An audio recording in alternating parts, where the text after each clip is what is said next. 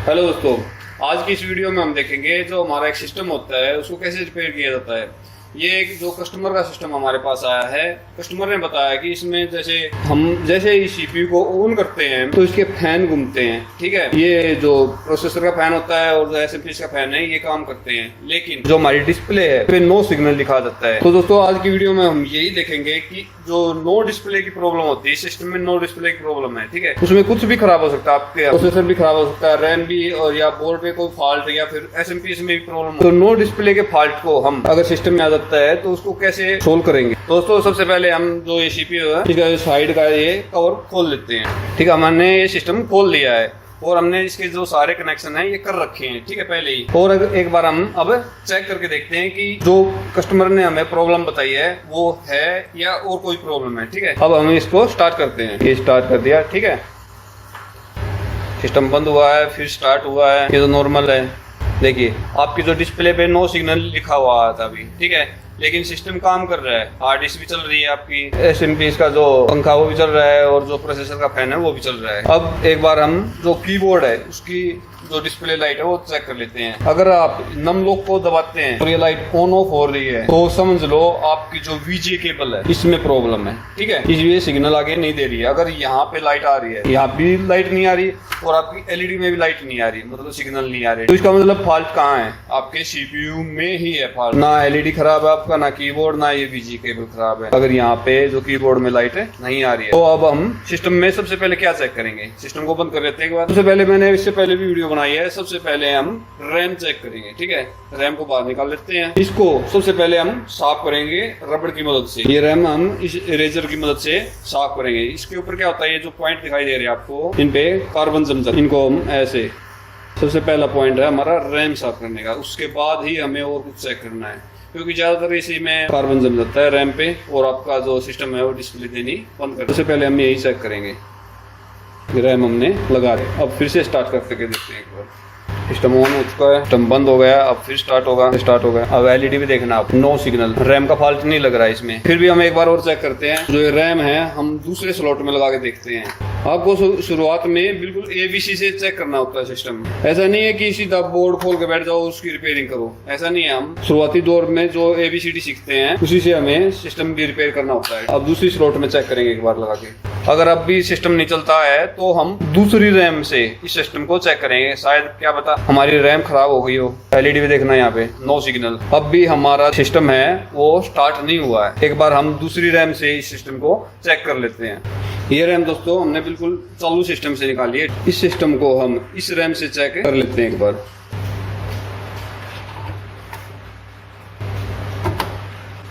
अगर आपको घर पे सिस्टम चेक करना है ऐसे ही प्रोसेस से करना होगा। फिर से ऑन करके देखते हैं एक बार, नो सिग्नल आ रहा है यार, इसका मतलब आपकी ये रैम ओके है। अब फॉल्ट आपका कहाँ पे मिल सकता है ये चेक करेंगे। ये रैम हम निकाल लेते हैं। अब सबसे पहले हमें जो ये मदरबोर्ड है ये बाहर निकालना पड़ेगा। अब सबसे पहले हमें क्या करना है, सबसे पहले ये जो मदरबोर्ड है ये बाहर निकालना है। फॉल्ट है जहां तक है आपके मदरबोर्ड में ही मिलेगा, ठीक है, इसको बाहर निकाल लेते हैं। ये सारे के सारे कनेक्शन हम हटा देते हैं।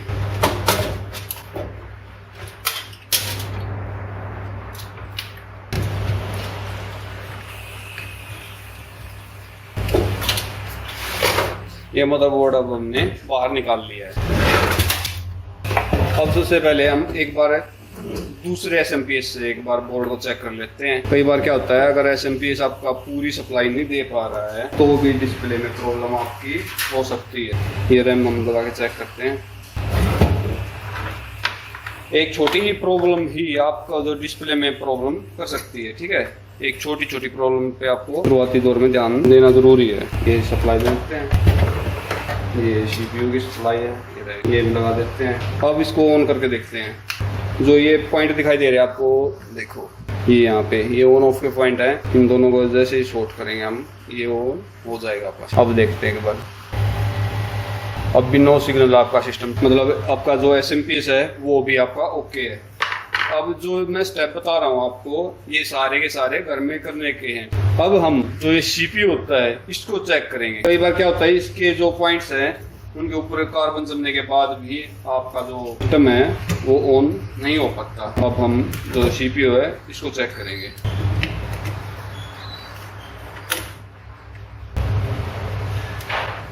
ये हमने हमारा प्रोसेसर है वो निकाल लिया है। इसकी पिन में भी कोई भी प्रॉब्लम नहीं है। जो ये CPU है इसको भी हम एक बार इरेजर से साफ कर लेते हैं। इस CPU को हम इरेजर से ऐसे इस तरह से हम इसको साफ करेंगे, इस तरह से अच्छी तरह से हम साफ करेंगे और फिर से एक बार इसको हम लगा के चेक करेंगे।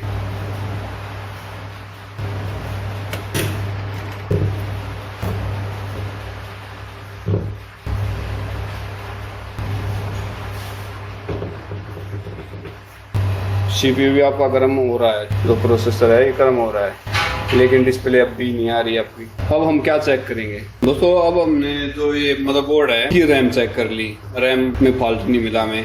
प्रोसेसर चेक कर लिया, प्रोसेसर में फॉल्ट नहीं मिला। और हमने SMPS बदल के देख लिया, जो CMOS बैटरी ये भी निकाल के देख ली, लेकिन बोर्ड में डिस्प्ले नहीं आ रही है। तो अब हम बोर्ड को एक बार कार्ड से चेक करेंगे। ये हमारा कार्ड है, इसको एक बार हम कार्ड से चेक कर लेते हैं इसमें क्या प्रॉब्लम शो कर रहा है। देखिए इसमें C1 कोड आ रहा है, कोई भी जो डाटा है वो ट्रांसफर नहीं हो रहा है। एक बार रीडिंग चेंज होती है C1, उसके बाद कोई भी रीडिंग चेंज नहीं हो रही है। इसका मतलब रैम तक तो बात जा ही नहीं रही। ये फॉल्ट जहां तक है बायोस का मिलेगा, ठीक है, क्योंकि बायोस डाटा नहीं बना रही है। एक बार हम रैम चेक निकाल के चेक करते हैं। C1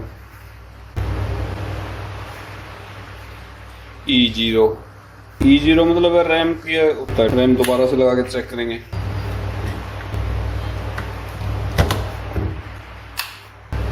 C1 एक बार रीडिंग चेंज हो रही है, तो मतलब इसमें डाटा नहीं बन रहा है, तो 90% चांस है आपकी बायोस में फॉल्ट मिलेगा। तो अब हम इसकी जो बायोस है वो या तो रीसेट कर लेते हैं, ठीक है, या फिर दूसरे मदरबोर्ड की उतार के इस पे लगा के चेक करेंगे। तो दोस्तों अब हमने इसकी जो बायोस है ये बदल दी है, दूसरे मदरबोर्ड की उतार के इस पे लगाई है। अब इस सिस्टम को हम जो मदरबोर्ड है इसको चेक करके देखेंगे। अगर बायोस की प्रॉब्लम ही है इसमें तो अब ये बिल्कुल ठीक हो जाएगी इससे। ये SMPS की जो सप्लाई है ये लगा लेते हैं, प्रोसेसर की सप्लाई है। और अब हम इसको स्टार्ट करके देखेंगे बायोस बदलने के बाद डिस्प्ले आती है या नहीं आती है। ऊपर से स्टार्ट कर लेते हैं और यहाँ से स्टार्ट करते हैं। अभी दोबारा से स्टार्ट हुआ है, ये हमारी डिस्प्ले आ गई दोस्तों। देखिए बिल्कुल ठीक ठाक डिस्प्ले आई है। तो इस मदरबोर्ड में फॉल्ट था ना, तो इसमें रैम का फॉल्ट था, और ना ही इसमें प्रोसेसर का फॉल्ट था, और ना ही इसमें SMPS का फॉल्ट था। इसमें लास्ट में फॉल्ट मिला हमें बायोस का। ऐसे ही हम जो स्टेप बाय स्टेप है मदरबोर्ड को चेक करेंगे। शुरुआत करते हैं हम रैम से। अगर डिस्प्ले प्रॉब्लम है तो रैम से स्टार्ट करते हैं, VGA केबल से स्टार्ट करते हैं, SMPS से, फिर ये जो हमारा मदरबोर्ड के ऑल कंपोनेंट हैं, कैपेसिटर फटे हुए या नहीं है, रैम चेंज करके देख लेते हैं। तो अब इस मदरबोर्ड में हमें अब ये बार नया फॉल्ट मिला है बायोस का। अगर एक भी चीज आपकी कोई भी प्रॉब्लम करती है तो सीधी सादी बात है आपकी जो डिस्प्ले है वो नहीं आएगी। तो दोस्तों हमें आशा है कि आपको ये वीडियो बिल्कुल समझ में आ गई है। तो दोस्तों आपको हमारी ये वीडियो कैसी लगी